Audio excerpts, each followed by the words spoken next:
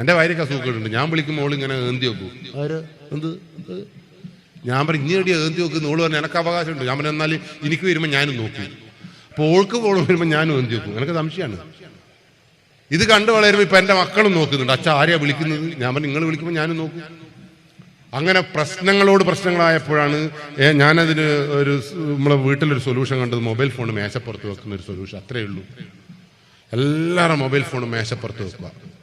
ലഹരിയുടെ, ചതിക്കലിന്റെ, ഒളിച്ചോട്ടത്തിന്റെ ഏറ്റവും ഭീകര ചതുരക്കട്ടയായ ഈ മൊബൈൽ ഫോണിനെ നെഞ്ചോട് ചേർക്കുന്നതിന് പകരം ഒരു ഉപകരണം എന്ന രീതിയിൽ മേശപ്പുറത്ത് വെക്കാൻ നിങ്ങൾ തയ്യാറാവണം.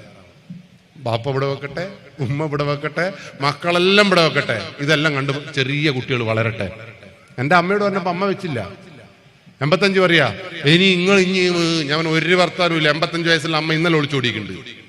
നിങ്ങളടുത്ത് പോകണ്ട, നിങ്ങൾ ഒളിച്ചോടും. അതുകൊണ്ട് അത് പറ്റൂല. നിങ്ങൾ ഒളിച്ചോടിയാൽ എനിക്ക് പുറത്തിറങ്ങി നടക്കണോ? നിങ്ങൾ പോകുന്നതല്ല വിഷയം. ഇവിടെ വെക്ക്.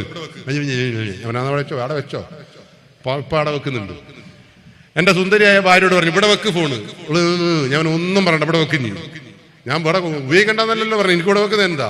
അപ്പോൾ ഓള് പറഞ്ഞു എത്ര നല്ല ഭർത്താക്കന്മാർ എനിക്ക് പണ്ട് വന്നിനേനു. ഞാൻ അതിഞ്ഞ് പറയണ്ട, എനിക്ക് അതിലും നല്ല വന്നിനേനു. കിട്ടി ഇനിയാന്നേ ഉള്ളൂ. അതുകൊണ്ട് അതൊന്നും ഇനി വന്നിയും പോയൊന്നും പറയണ്ട. ഇനി ഫോൺ ഇവിടെ വെക്കും.